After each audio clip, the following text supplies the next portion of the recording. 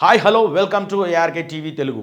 మాజీ ఎంపీ కాంగ్రెస్లో ఒకనాడు చక్రం తిప్పిన ఉండవెల్లి అరుణ్ కుమార్తో ఏపీపీసీసీ చీఫ్ వైఎస్ షర్మిల భేటీ అయ్యారని తెలుసుకోవచ్చు. ఇది ఆసక్తికరమైన భేటీ అని చెప్పాలి. ఎందుకంటే వైఎస్ఆర్ మరణాంతరం ఆయన కుటుంబ సభ్యులు ఎవరూ ఉండవెల్లితో టచ్లోకి రాలేదు. అప్పుడప్పుడు బ్రదర్ అనిల్ మాత్రం ఉండవెల్లి వద్దకు వచ్చిపోతుంటారు. అదే సమయంలో ఏపీ సీఎం జగన్తో కూడా ఉండవెల్లి కలిసింది లేదు. ఇటీవల ఒక ఇంటర్వ్యూలో ఉండవెల్లి ఒక మాట చెప్పారు, తాను 1-2 సందర్భాల్లో తప్ప షర్మిలను పెద్దగా కలిసింది లేదని.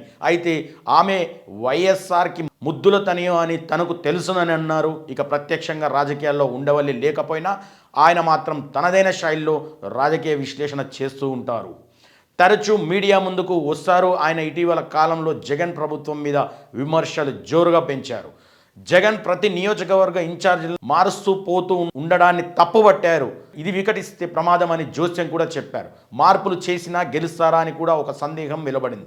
అదే టైంలో ఆయన వైఎస్ఆర్ కుటుంబంలోని షర్మిల భర్త అనిల్తో బాగా ఉంటున్నారని, దీంతో పాటు కాంగ్రెస్లోని ఉన్న కేవీపీ రామచంద్రరావుతో ఉండవెల్లికి మంచి సన్నిహితంగా స్నేహబంధం ఉంది. ఆ విధంగా చూస్తే కనుక షర్మిల కాంగ్రెస్లోకి తీసుకొని వచ్చారని చెబుతున్న కేవీపీ ఆయన స్నేహితుడుగా ఉండవెల్లికి ప్రాధాన్యత ఉంది. ఇప్పుడు షర్మిలలో ఉండవెల్లిని కలవడం వెనుక కూడా రాజకీయ అంశాలమైన ఉన్నాయని అన్నదే చర్చకు దారితీస్తుంది. మరోవైపు చూస్తే విశాఖ మాజీ మంత్రి కొనతాల రామకృష్ణను కలిసిన తర్వాత మీడియాతో మాట్లాడిన షర్మిల తమ కుటుంబానికి కొనతాల ఉండవెల్లి వంటి వారు ఆప్తులు అని చెప్పారు.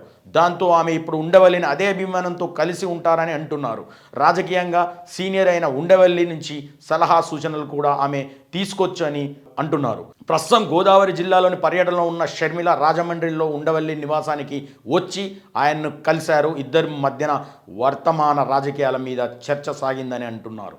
ఇక షర్మిల వెంట కేంద్ర మాజీ మంత్రులు పల్లెం రాజు, జేడీ శీలం, కాంగ్రెస్ నేతల గిడుగు రుద్రరాజు, అలాగే రఘువీరారెడ్డి తదితరులు ఉన్నారు.